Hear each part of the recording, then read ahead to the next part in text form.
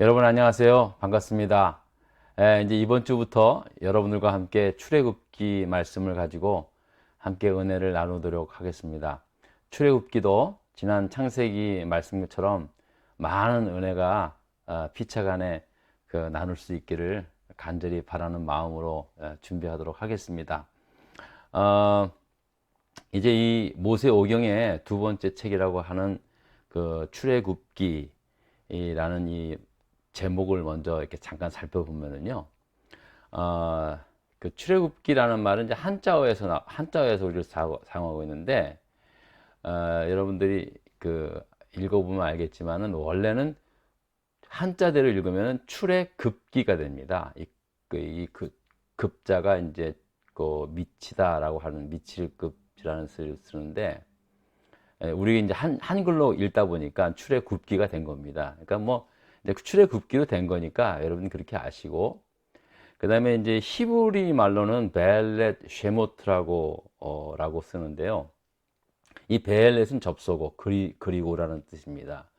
그리고 쉐메트라는 말은 이제 이름들이라는 뜻인데, 이걸 히브리 말로 그 뜻은 그리고 이것이 이름들이라는 거예요. 그러니까 전혀 출애굽하고는 이렇게 맞지가 않죠. 그래서 의미가 좀 이상해요. 그런데 이제 히브리어를 그리스어, 헬라어로 번역한 70인역이 있거든요. 여기에 이제 이 출애굽기 제목을 갖다가 엑소도스라고 그렇게 나옵니다. 그리스어로는요. 그래서 영어는 요 그리스어를 바로 그냥 받아서 북 오브 엑소더스라고 그렇게 말을 하고 있습니다. 이 엑소더스라는 이 말뜻 자체가 떠남이라는 뜻입니다. 그래서 출애굽했다. 그러니까 애굽에서 떠남. 그래서 엑소더스라고 그렇게 이야기를 하고 있습니다. 이제 화면을 다시 원래대로 하겠습니다. 여러분들이 이제 앞서 창세기에서 이제 쭉 우리가 살펴보았듯이, 야곱의 아들이었던 요셉이 이제 애굽의 총리가 되지 않았습니까? 우여곡절을 통해서.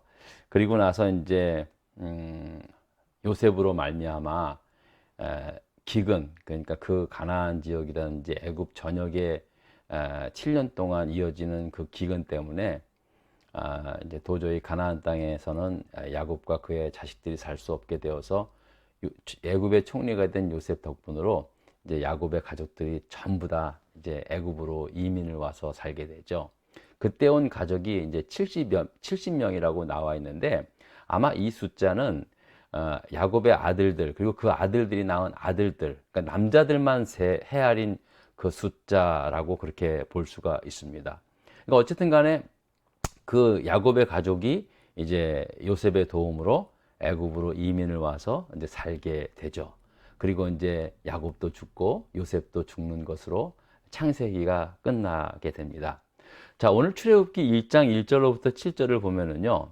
자, 이제 그렇게 해서 이제 요셉이 총리가 있을 때 애굽으로 이주했던 야곱의 아들들의 이름들이 쭉 거론되어 있면서 70명이 애굽에 이르게 되었다고 그렇게 소개를 합니다. 그러면서 이 후손들이 이제 그 이후에 이제 요셉도 죽고 요셉의 형제들이 다 죽고 난 다음에 어떻게 되었는지를 설명하고 있는데요. 6절, 7절에 보면 이렇게 말씀합니다. 요셉과 그의 모든 형제와 그 시대의 사람은 다 죽었고, 7절을 봅니다. 이스라엘 자손은 생육하고 불어나 번성하고 매우 강하여 온 땅에 가득하게 되었다라고 말씀하고 있습니다. 그러니까는 한마디로 70여 명의 그 소수의 가족들이 이민을 와서요, 몇 세대를 거치면서 엄청나게 인구가 불어났다는 거예요. 도대체 한 가정에 뭐 자녀를 얼마나 낳았는지는 몰라도 뭐 그냥 헤아릴 수 없을 정도로 막 불어났다는 거예요. 그러니까 인구가 많아지니까 강성하게 되죠. 예?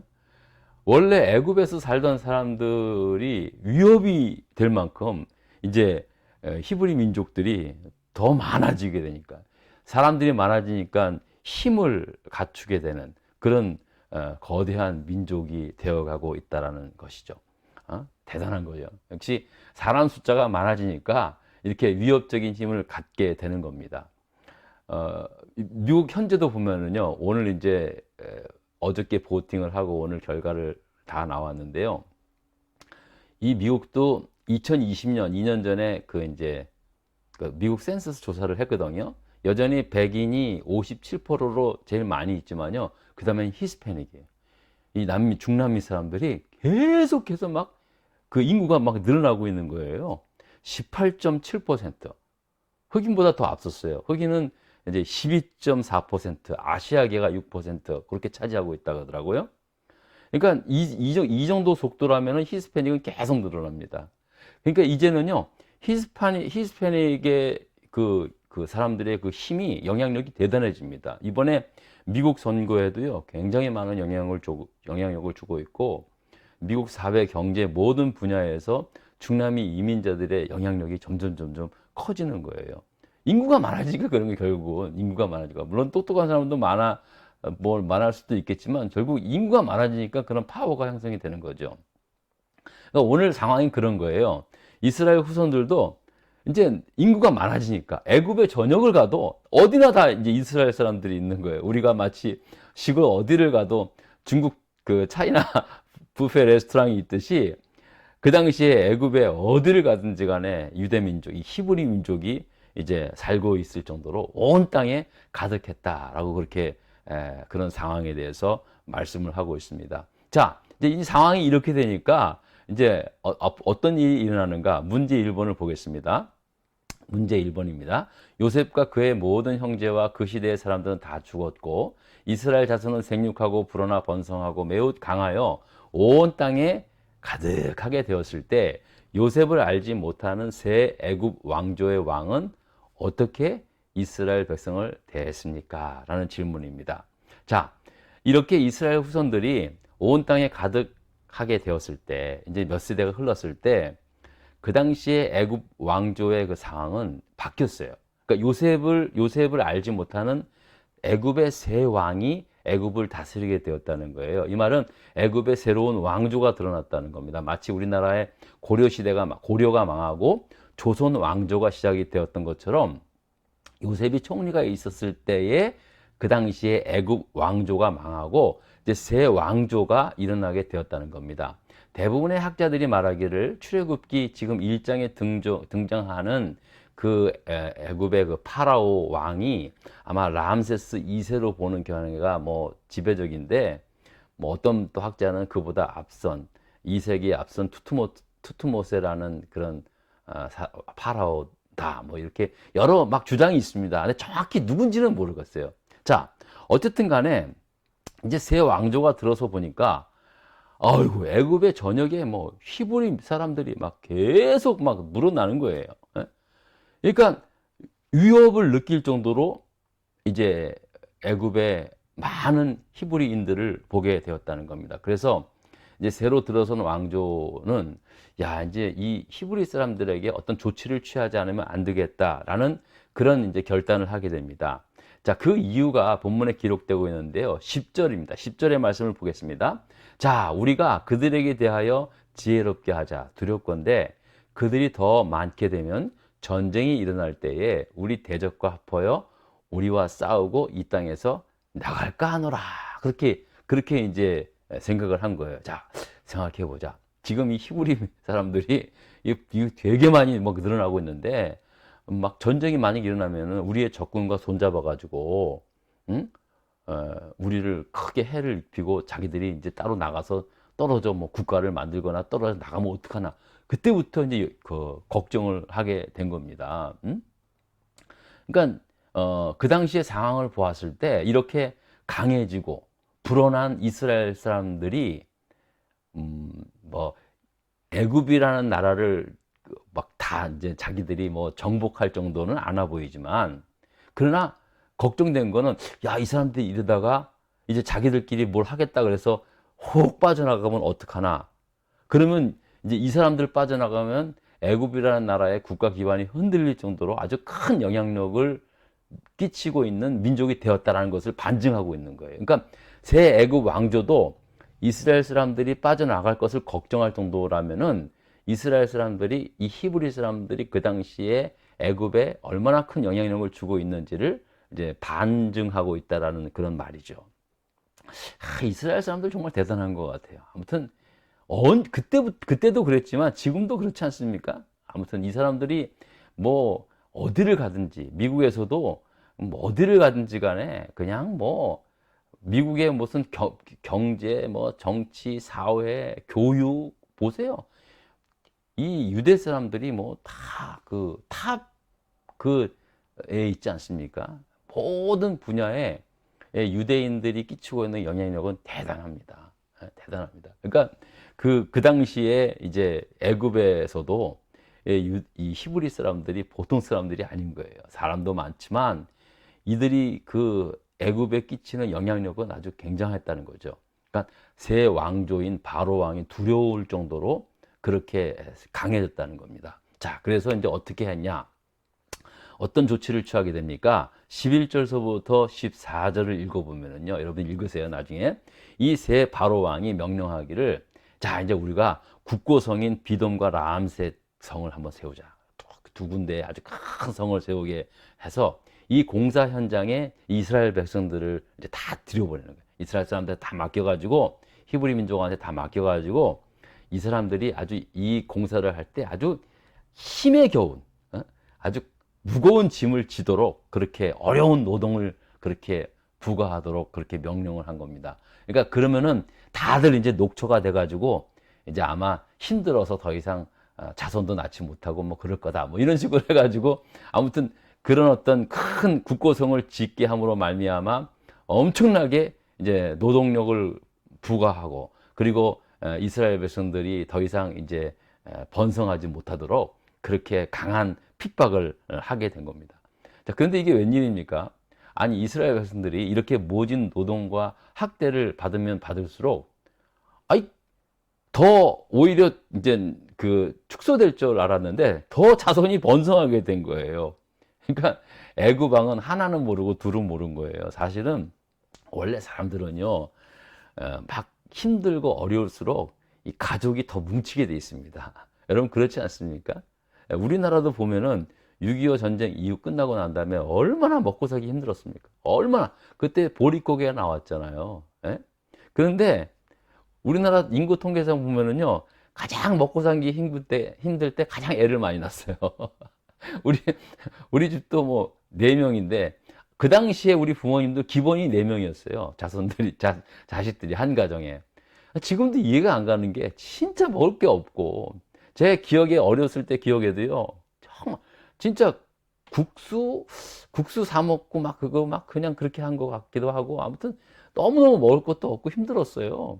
저 어렸을 때 서울에 살았는데도 검정 고무신 신고 다녔어요. 우리 사람한테 이야기하니까 믿지를 못하더라고요.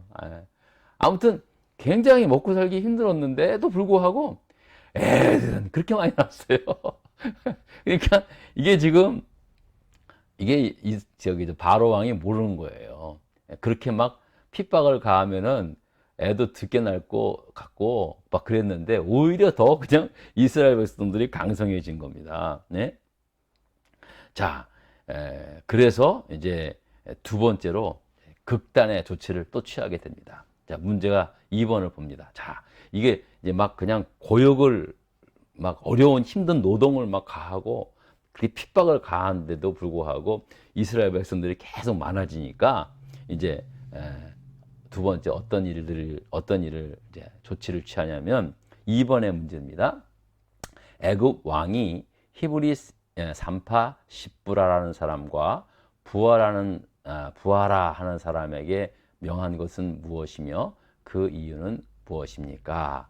그 이제 여러분들이 그 이제 여기 읽으면 알겠지만은 16절에 봅니다.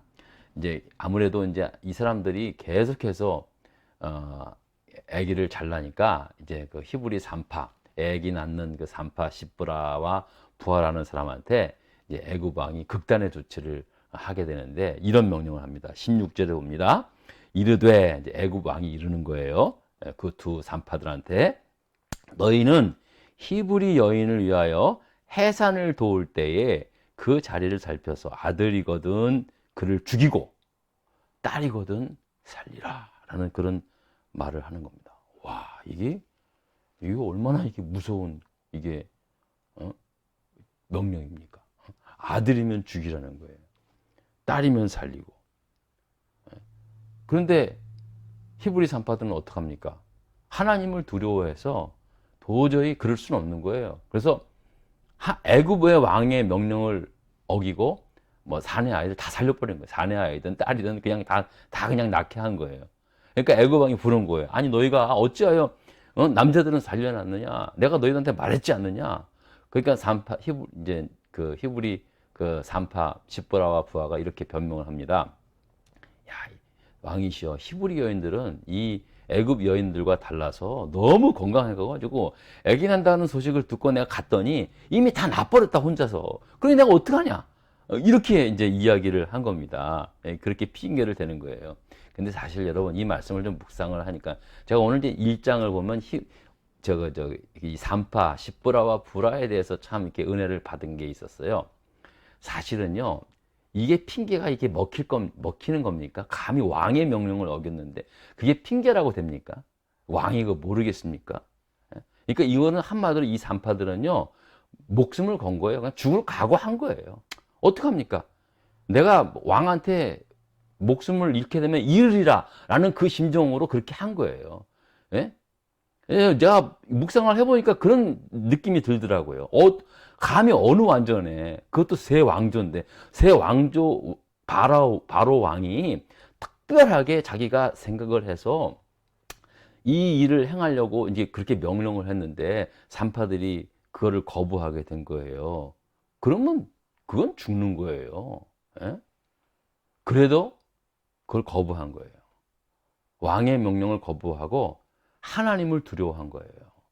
그러니까 여러분, 이 히브리 산파 십브라와 부하가 진짜 그와 같은 사람이에요. 사람은 죽일 수 있어도 그 이후에 아무것도 못하는 세상 권력을 무서워한 것이 아니라 그 사람을 살리기도 죽이기도 하고 그 이후에 지옥에 던져 넣을 수 있는 그런 권세를 가진 하나님을 더 무서워했다라는 겁니다. 그렇기 때문에 그런 거예요. 그러니까 사실은 십브라와 부하는요, 자기가 죽을 각오하고 왕의 명령을 거역한 거예요.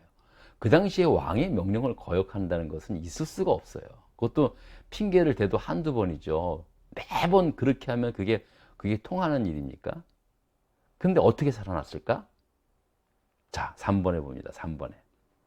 하나님을 경외했던 히브리 산파들의 집안을 흥왕케 하신 이유가 무엇입니까? 라고 말씀하고 있습니다. 자, 19절에 보겠습니다. 19절에 보면요, 산파가 바로에게 대답하되 히브리 여인은 애굽 여인과 같지 않고 건장하여 산파가 그들에게 이르기 전에 해산하였다 하며 20절입니다. 하나님이 그 산파들에게 은혜를 베푸시니 그 백성은 번성하고 매우 강해지니라 라고 말씀합니다. 자, 그러면서 21절에 그 산파들은 하나님을 경외하였으므로 하나님이 그들의 집안을 흥왕하게 하신지라 라고 말씀하고 있는 것입니다. 저는 이 말씀을 이렇게 가만히 보면서요, 결국 하나님이 그들을 지켜주신 거예요. 그들이 하나님을 귀하게 여겼기 때문에 그 하나님도 그들을 귀하게 여기셨다는 사실입니다. 예? 여러분, 감히 왕의 명령을 어깁니까? 사실은요, 그 왕의 명령을 받는 순간 그 어느 누구도 그 명령을 거부할 수 없는 그 당시에. 그럼에도 불구하고 히브리 산파들이 왕의 명령을 안 듣고 그냥 히브리 여인들이 건강해서 자기들이 가기 전에 다 낳았다. 그게 여러분, 그게 한두 번이나 통할 수 있어도 그게 매번 통합니까? 그런데 하나님이 그들을 살리신 거예요. 그들에게 은혜를 베푸신 거예요. 예? 여러분, 처음부터 그들이 무슨 하나님이 이렇게 하면은 하나님이 나를 살려주고 우리 가족도 흥왕시켜 줄 것이야. 그들이 그런 생각을 가지고 그렇게 했을까요? 아니에요. 그렇게 한 것은 아니에요. 그냥 단 한 가지, 한 것밖에 없어요. 하나님을 믿고 하나님을 두려워했던 거예요. 그것밖에 없어요. 그리고 하나님은 그들의 그 믿음을 보신 거예요. 그리고 그들에게 은혜를 베푸시고 또 그들의 가족 모두에게도 그런 하나님의 그 풍성한 은혜를 그렇게 덧입혀 주셨다라는 말씀을 제가 깨닫게 됐어요. 여러분 어떻게 생각하세요? 예? 여러분도 히브리 산파들이 그런 거짓말로 그렇게 그런 핑계로 바로왕을 속일 수 있었겠습니까? 절대 그렇지 못했어요. 그런데 하나님이 그들이 하나님을 존귀하게 여기고 또 세상의 왕보다 하나님을 더 두려워할 줄 아는 그 믿음을 하나님이 감동시킨 거예요. 그래서 하나님이 그 산파들, 두 산파들을 보살펴 주셨고요. 결국 그 두 산파들, 십브라와 부하의 그 모든 가족들까지도 흥왕케 하시는 하나님의 은혜를 베푸셨다는 사실입니다.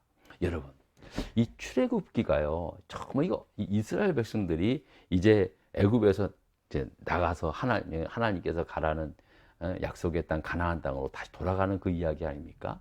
그런데 이 엄청난 이 이야기의 그 시작선상에 그 히브리 산파, 사실 일개 그냥 애기 낳는 그 분들이잖아요. 근데 그분들의 이 엄청난 이 출애굽기가 시작되는 이 선상에 이 히브리 산파 십브라와 부하의 이야기가 소개되고 있는 것입니다. 여러분, 이런 일이 있었다라고 그냥 우리에게 말해주는 건 아니잖아요. 여기서 이 출애굽기를 시작하면서 우리에게 던져주는 메시지가 뭡니까? 어떠한 상황이 있든지 간에, 어떠한 상황이 있든지 간에 하나님을 향한 믿음, 그리고 하나님을 두려워할 줄 아는 그 믿음, 그 믿음만 있으면은요, 하나님이 함께 하신다는 거예요, 하나님이.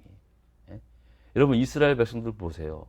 그 세상 권력 앞에서 이제 마지막 절에 보면은요, 히브리 산파들이 말을 안 듣니까 이제 온 애굽 왕 사람들한테 명령을 합니다. 너희들이 직접 아이들은 남자 아이들은 나면 다 그냥 나일 강물에 던져버리라. 그렇게 명령을 하지 않습니까? 그 무시무시한 그 때를 만나게 되지 않습니까? 그럼에도 불구하고 하나님께서는 이 십브라와 부하 같은 믿음을 가진 사람들을 지켜주시고 또 그들과 함께 그들 가족들까지도 흥왕케 하시는 하나님의 놀라운 은혜가 있음을 오늘 출애굽기를 시작하면서 말씀하고 있어요. 저는 출애굽기 시작하면서 사실은 이제 항상 이런 바로 왕의 그 새 왕조의 바로 왕의 이야기, 그 무서운 그런 이야기들을 봤는데, 이번에 이제 하면서 다시 한번 이 십브라 부하의 이 믿음에 대해서 새롭게 이제 경험을 한번 해보게 됐습니다. 여러분, 다 이런 말씀이 늘 그냥 그냥 하는 소리 같지만은요, 늘 하는 소리 같지만 정말로 이 어려울 때, 이 어려운 상황 속에서 그 당시에 그 히브리 민족들이 처해져 있는 그 어려운 상황 속에서도 그래도 하나님을 믿고 하나님을 두려워할 줄 아는 그러한 여인들을 통해서 하나님께서 모세라는 그런 사람, 모세라는 위대한 지도자를 이렇게 준비시키지 않습니까? 이제 앞으로 계속해서 말씀을 드리는데요. 사실은 이 출애굽기의 시작은요, 여인들의 믿음을 통해서 모세가 이제 준비되는 놀라운 이야기입니다. 정말로 너무나 그 귀한 말씀들이 있습니다. 여러분, 계속해서 또 다음 시간에 뵙도록 하겠습니다. 오늘 첫 시간인데 제가 좀 이제 기계 이제 준비를 시청각 자료도 좀 준비를 하고 이렇게 하느라고 조금 좀 이렇게 좀 이렇게 움직임이 좀 많았습니다. 아무튼 또 차근차근 더 좋아지리라 믿고요. 가급적이면 좀 이렇게 어려운 얘기는 빼고 좀 쉽게 가려고 합니다. 그게 또 좋을 것 같고요. 그러니까 여러분들도 많이 도와주시고 또 이 준비 잘 할 수 있도록 여러분 많이 기도해 주실 수 있기를 부탁을 드리겠습니다. 감사합니다.